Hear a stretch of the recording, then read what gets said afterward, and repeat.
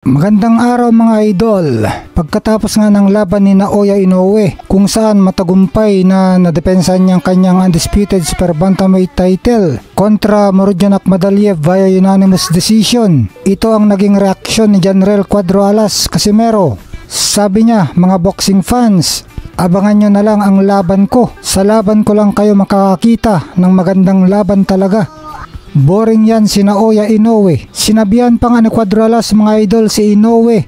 Sabi niya, Inoue, sa sunod na laban mo, hindi na ako manunood.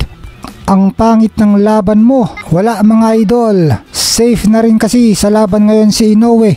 Sinabi na niya bago pang laban na natuto na daw siya at hindi na mauulit pa yung naranasan niyang dalawang bagsak niya dahil mag-iingat na siya.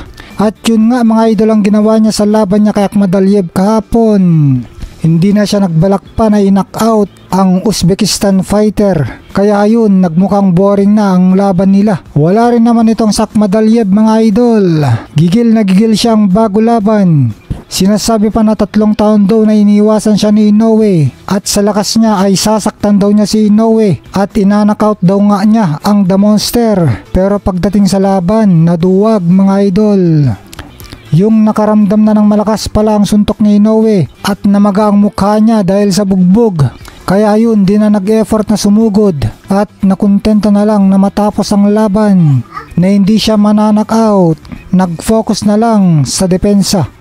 May lakas pa naman siya, nakita nung round 12 kung saan yanig si Inoue at tumalsik pang mouthpiece nang mapuruan niya ito. Pero ganun pa man mga idol, mukhang masaya pa rin naman sa Akhmadaliev pagkatapos ng laban kasi kumita siya ng milyones. Total domination talaga. Napakabilis ng footwork ni Inoue at napakabilis din ng kanyang long distance punches. Kaya di na niya kailangan pang lumapit para manalo.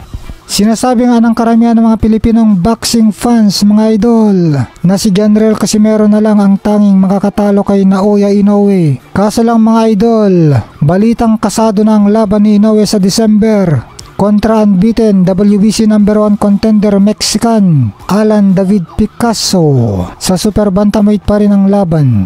Abangan naman natin ang official announcement ng laban ni Cuadro Alas na balitang magaganap ngayong October 25. Isang Japanese fighter ang kanyang mga kalaban. Samantala mga idol, dahil sa panalo ni Terence Crawford kay Canelo Alvarez, kung saan umakyat pa ito ng 2 division at tinalo ng walang kahirap-hirap gamit ang kanyang mahusay na counter-punching at lateral footwork defense, kung saan nagmukhang amateur ang face of the boxing, future Hall of Famer boxing great Canelo Alvarez, ay may mga nagsasabing nasa contention na daw si Crawford sa GOAT o greatest of all time.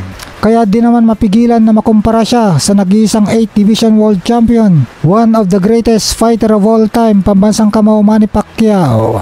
At lumalabas nga ang katanungan na paano kaya kung natuloy ang bakbakan nila noon.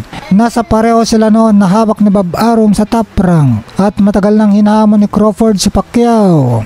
Tingin nyo mga idol, prime noon ni Manny Pacquiao, sino kayang mananalo sa kanilang dalawa?